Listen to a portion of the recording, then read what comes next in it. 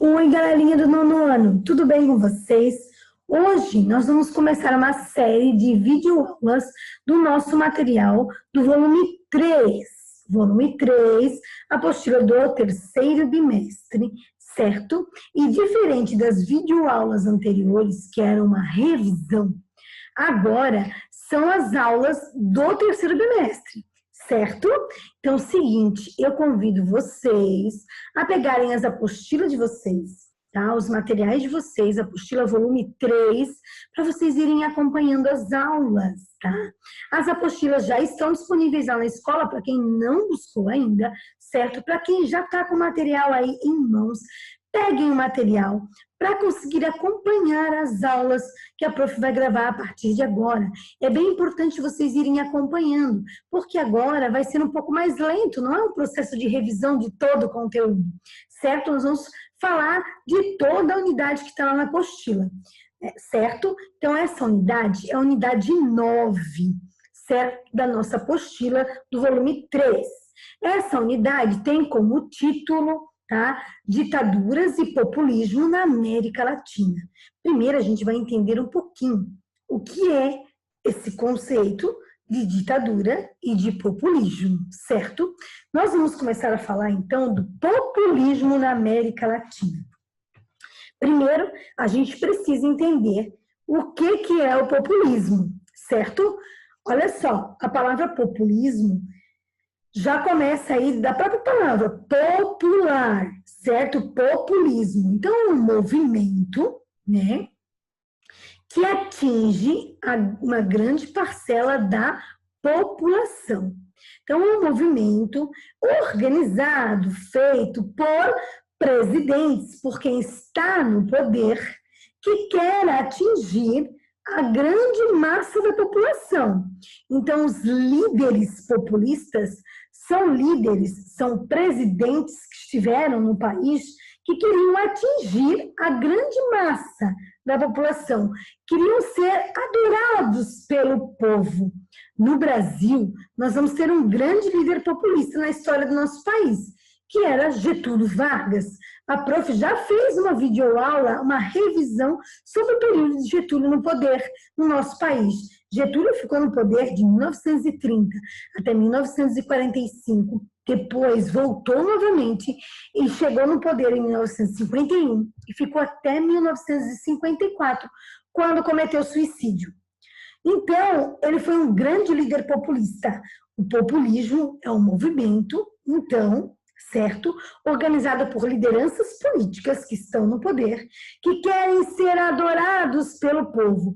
Ou seja, eles vão propiciar ao povo, à população, algumas leis, algumas medidas, certo? Aprovação de leis que beneficiem essa população. Aumentos salariais, legislações trabalhistas, a ideia de reforma agrária, justa distribuição de terra, né? Mas principalmente ligado ao espaço urbano. Os líderes populistas se manifestam geralmente nos espaços urbanos, então as lideranças populistas geralmente lidam com reivindicações das massas populares, de trabalhadores. Então, as leis trabalhistas, né, melhoras de qualidade de trabalho, de condições trabalhistas, né, eles propiciam isso para a população. Só que, obviamente, né, gente, eles fazem isso para a população, só que eles utilizam junto à população o que nós chamamos de dominação.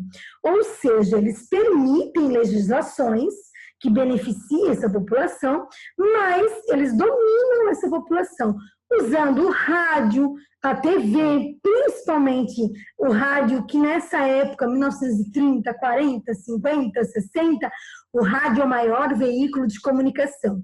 Então, eles utilizam o rádio, principalmente rádio e TV, tá? Para chegar até o povo, para conseguir fazer seus discursos para o povo, para conseguir falar com o povo, né? E, consequentemente, dominar esse mesmo povo.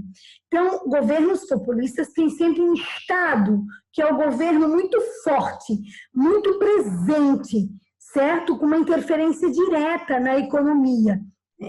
Então, eles conseguem caminhar fazendo um discurso popular, atingindo a população, sendo venerados pelo povo, sendo adorados pelo povo, só que controlando eles também. Então, eles fazem das duas maneiras. A prof vai compartilhar a tela da prof com vocês, a nossa unidade de estudo. Olha só, pessoal. Vocês podem pegar a apostila de vocês e acompanhar junto com a prof a aula. O volume 3, a nossa unidade, que é a unidade 9. Populismo e ditaduras na América. A primeira página, que é a de abertura, página 2, temos uma imagem aqui, que é essa imagem, tá, gente? É na Argentina. Aqui é a Praça de Maio, na Argentina, muito conhecida, muito famosa. E é uma manifestação popular, olha a quantidade de pessoas, galera, certo? Em favor do governo do Juan Perón. O Perón foi presidente na Argentina. Ele e a sua primeira esposa, Evita Perón, eram adorados pelo povo, certo? Principalmente a esposa dele. Ela era, antes de ser esposa do Juan Perón, ela era uma artista, ela era atriz, na verdade. Aí ela se apaixonou por ele, era bem mais jovem também do que ele. Ela morreu aos 30 anos de idade de câncer. Ela era vice-presidente da Argentina, tá? Primeira dama lá e vice-presidente da Argentina. Ela desenvolveu um trabalho na Argentina, que é onde ela ficou muito conhecida, tá? Ligada às populações mais pobres. Então, ela dizia que ela lutava pelos pobres e pelos descamisados. Ela tinha inúmeros projetos sociais e isso fez com que ela fosse adorada pelo povo. Até hoje, galera, na Argentina, onde está onde o corpo dela foi sepultado, é um lugar de visitação. Até hoje, atualmente, né, ela ainda é adorada pelo povo argentino por todos os trabalhos sociais que ela desenvolveu, né, e aí acabou morrendo muito cedo também. Então, aqui é para mostrar para vocês que um líder populista é um líder que consegue essa quantidade, essa massa popular. E um líder populista, ele geralmente é muito carismático, ou seja, ele conquista o povo usando a sua fala, usando o seu discurso, dizendo que vai melhorar a vida da população. Então, um grande líder populista é alguém que tem um bom discurso, que convence as pessoas que vai mudar a vida delas, correto?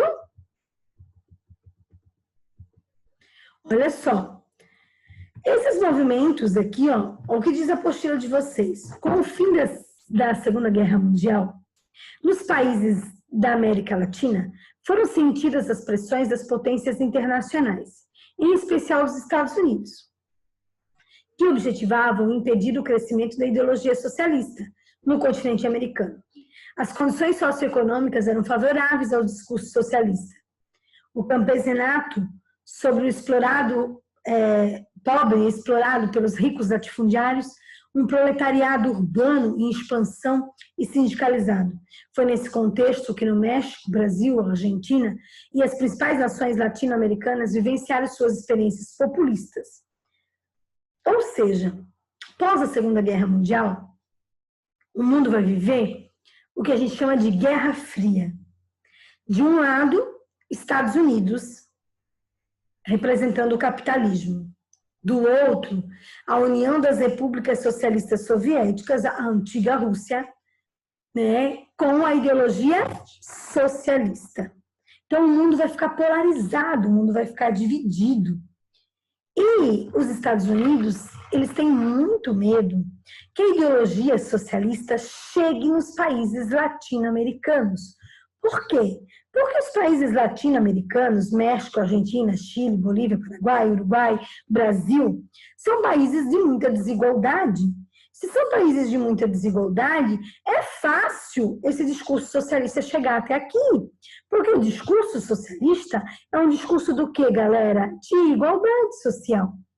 Então, havia muito medo por parte dos Estados Unidos dos movimentos socialistas aqui na América Latina. Por isso que os Estados Unidos vão estar bem antenados a tudo que vai acontecer nos países latino-americanos e vão interferir aqui, tá? Na década de 60 e na década de 70, principalmente. Olha só, o que essas pessoas estão fazendo aqui nessa imagem? Aqui nessa imagem, elas estão querendo aí, elas estão fazendo um movimento, né, em Buenos Aires, lá. Olha só, peronista. Primeiro governo de Perón, a favor do Perón, certo? Inclusive, o Perón foi preso e aí existiu toda uma manifestação popular para que ele fosse solto. Tá? É possível concluir que Perón era um líder popular em seu país? Claro. Se ele tem toda essa galera se manifestando em favor dele, é porque ele era um líder populista. Tá, gente? Olha só. Populismo. Tá? Então, o que são os governos populistas? Olha só, no início do século XX, de maneira geral, a América Latina mantinha regimes de governo direcionados aos interesses das classes mais altas. Porém, entre as décadas de 30 e 70, viu surgir governos voltados às camadas populares, que são os governos populistas. Governos populistas, eu tenho uma liderança no poder, certo? E essa liderança que está no poder, tá? Ela é um governo para as camadas mais populares. Como exemplo de ações empreendidas na Argentina, com Juan Perón, certo? Com Lázaro Cárdenas no México, Getúlio Vargas no Brasil, tá? Os líderes populistas, eles então concedem muitos direitos trabalhistas, eles têm a ideia de nacionalizar tudo, ou seja, tudo pertence à nação. Então, a ideia de nacionalização do petróleo, foi na época do Getúlio Vargas que se criou no Brasil a Petrobras, nacionalizou-se o petróleo. Investimento na indústria de base. Prof, o que é uma indústria de base? É uma indústria que produz produtos que vão ser utilizados por outras indústrias. Por exemplo, uma refinaria de petróleo é indústria de base. Indústria siderúrgica, que produz o aço, indústria de base. A indústria que transforma o óleo bruto em petróleo, ou gasolina, ou diesel, indústria de base. Certo? Então, governos populistas investem em indústrias de base, certo? Nacionalizam tudo, principalmente exploração de minérios, né? No caso do Brasil, o petróleo, e concedem legislações trabalhistas à população, certo? Os líderes geralmente são líderes o quê? Carismáticos. O que é uma pessoa carismática? É uma pessoa popular, é uma pessoa que todo mundo gosta, é uma pessoa sempre sorridente, é uma pessoa que fala o que as pessoas querem ouvir, certo? Então, esses líderes carismáticos surgem aqui na América Latina. Ó, aqui é o Juan Perón, com a sua esposa Evita Perón. Eva Perón, mais conhecida como Evita. Aqui é o Getúlio Vargas, o vulgo Getulinho para os mais íntimos, e aqui nós temos o Cárdenas, do México. Esses aqui são líderes, então, populistas. Cárdenas, no México, Perón, Juan Perón e Evita Perón na Argentina, Getúlio Vargas no Brasil. A ideia sempre dos líderes populistas é a ideia paternalista, ou seja, nós somos o pai da nação. A gente fala que esses líderes populistas, eles eram pai dos pobres e mãe dos ricos. Por quê, prof? Porque eles não conseguem governar somente com as camadas populares. Então, eles beneficiam as camadas populares, mas eles também precisam beneficiar as camadas mais ricas, porque senão eles não conseguem governar. Por isso que a gente fala que eles são pai dos pobres e mãe dos ricos, certo? Então, outra característica importante dos líderes populistas é a ideia do paternalismo, deles serem beneméritos. Benemérito é aquele que faz o bem, certo? Protetor dos trabalhadores. Então, o líder populista é um líder carismático, é um líder que protege, entre aspas, os trabalhadores, obviamente, e que tem aquela ideia de paternalismo. E é claro que vai ser respeitado por um número bem grande de pessoas. Olha só, a gente vai começar a falar de exemplos do movimento do populismo. Começamos lá com o México. No México, nós vamos ter o Lázaro Cárdenas. Ele vai ser o grande líder populista do México. Por quê? O México sempre teve um problema na história dele, que é a falta de terra. A falta de terras para todo mundo. As terras sempre ficaram concentradas nas mãos de um pequeno grupo de pessoas, né? Da elite, na verdade. E em 1910, antes, né, mais de 20 anos antes do Cárdenas chegar ao poder, houve uma grande revolução, que foi a Revolução Mexicana, certo? Então, havia algumas lideranças, como o Emiliano Zapata, e ele era uma liderança camponesa, e o que eles queriam? Reforma agrária. Então, o objetivo da Revolução Mexicana era a justa distribuição de terras para todo mundo. Após a Revolução Mexicana, teve uma Constituição escrita em 1917, que foi resultado desse processo de Revolução Mexicana, acaba só em 1921, mas a Constituição é feita em 1917. Quando o Cárdenas chega ao poder, em 1934, fica até 1940, essa Constituição de 1917 ainda não tinha sido colocada em prática na sua totalidade. E o que o Cárdenas faz? Coloca em prática essas legislações aí da Constituição. Então, olha só, o governo de Cárdenas, um governo nacionalista, certo? Tem intervenção do Estado na economia. O Estado é o governo interage, intervém sempre na economia. Olha as medidas deles, voltadas aos camponeses e aos trabalhadores urbanos, certo? Ele fez a reforma agrária, né, que era importante naquela época, principalmente dentro do México, garantiu leis trabalhistas para os trabalhadores urbanos, e aí ele garantiu o apoio dessa classe. Essa classe dos trabalhadores apoiou o Cárdenas, por quê? Porque ele melhorou e garantiu os direitos trabalhistas para eles, né? Nacionalizou todas as ferrovias, então tirou a interferência dos Estados Unidos. Entendam, galera, uma coisa. Se eu estou dizendo que os governos populistas estão nacionalizando tudo, agora tudo pertence à nação, o petróleo é do Brasil. Aqui, a ferrovia é do México. Quem é que diminui o poder aqui? Os Estados Unidos. Ou seja, eles vão contrariar os interesses internacionais. E isso para os Estados Unidos não é muito legal. Eles não curtem muito o que está acontecendo aqui na América Latina. Com a ideia de nacionalização, diminui a interferência dos Estados Unidos aqui na América. Olha só, contudo, a maior das medidas foi a nacionalização no México do petróleo. Então, eles nacionalizaram o petróleo. E aí romperam com o Reino Unido, lá com a Inglaterra.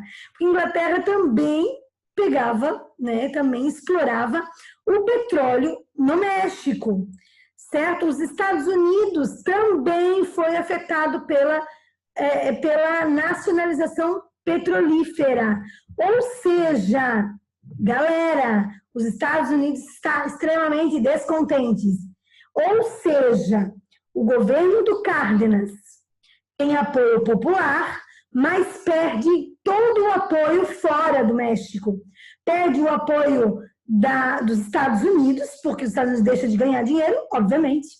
Perde o apoio da Inglaterra também. Então, vai ter alguns inimigos, uns vizinhos ali. E principalmente, você está falando do México, né, gente? Principalmente dos Estados Unidos. Tá? Então, só para a gente perceber essas características do populismo. O populismo na Argentina, certo? A Argentina está passando por uma crise, né? O governo populista da Argentina, com o Perón, tá? Ele é bem interessante. Por quê? O Perón, então, aumenta os salários dos trabalhadores, populista, cria tribunais de trabalho, cria a previdência social, que é o sistema de aposentadoria, tá? Mas ele faz tudo isso quando ele era ainda ministro, não presidente, certo? Quando ele torna-se presidente, ele continua com essas ideias, mas ele controla tudo.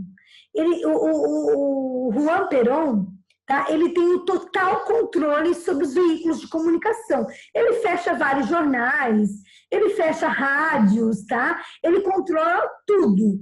Tudo que vai se falar sobre ele tem que ser algo positivo. Então, ele vai fazer o controle de todos os veículos de comunicação. E naquela época era muito mais fácil controlar, né, gente?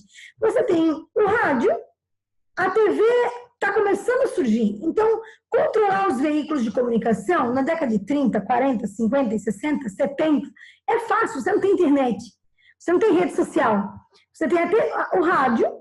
E na década de 70, você tem o rádio e a TV, jornais impressos, né? Então, é muito mais fácil controlar os veículos de comunicação. Tá? Olha só, a postura populista de Juan Perón provocou a oposição da elite. A elite não curtia ele, porque ele beneficiava muito a população. Aí ele foi deposto e foi preso. Essa manifestação aqui, ó, lá do início da apostila, é para que ele seja solto, para que ele volte ao poder na Argentina. Entendam isso? Então, ele por mais que ele cerceie direitos, né, por mais que ele controle todos os veículos de comunicação, como ele melhorou e criou as condições de trabalho, o que acontece? A população quer ele novamente.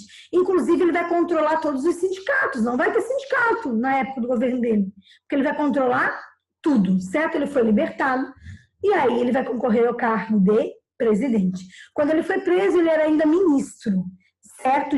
Ele já estava pleiteando, né? Obviamente, já se sabia que ele seria candidato, aí prenderam ele, mas não surtiu efeito. Tiveram que soltar ele por conta de todo o movimento popular e ele foi eleito presidente, certo?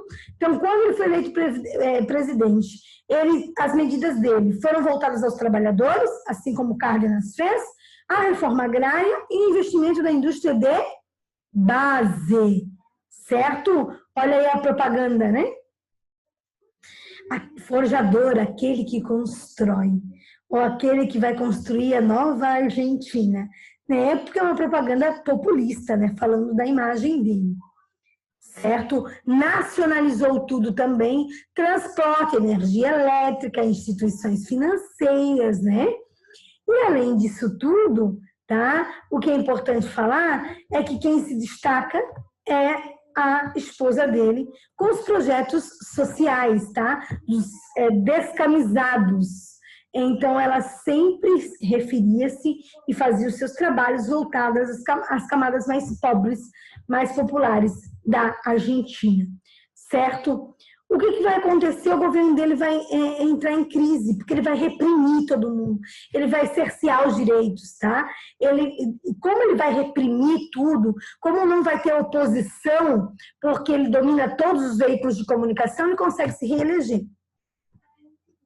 O segundo mandato dele já tem crise na Argentina, tá? E ele vai ser destituído do cargo. Por quê? A Evita Perón, ela morre, a primeira esposa dele de câncer, super jovem, ele casa-se novamente, e a mulher dele também vai ser vice-presidente da Argentina. Mas ele morre, e aí, quando ele morre, a galera da Argentina não curte ela, porque eles curtiam a primeira mulher que morreu.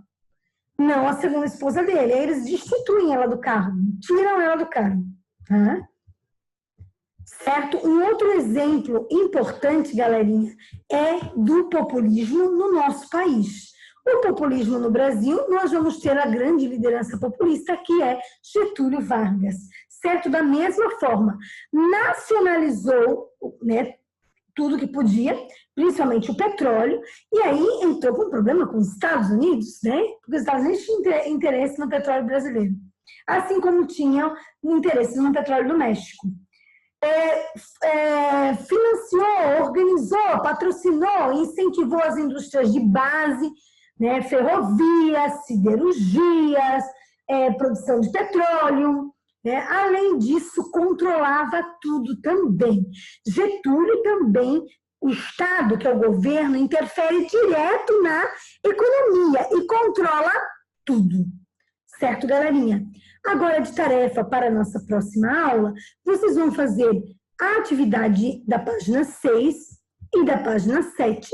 Nós vamos corrigir na próxima aula de História e vamos falar dos governos ditatoriais da América Latina. Certo, gente? Hoje falamos do populismo e na próxima aula falamos dos governos ditatoriais.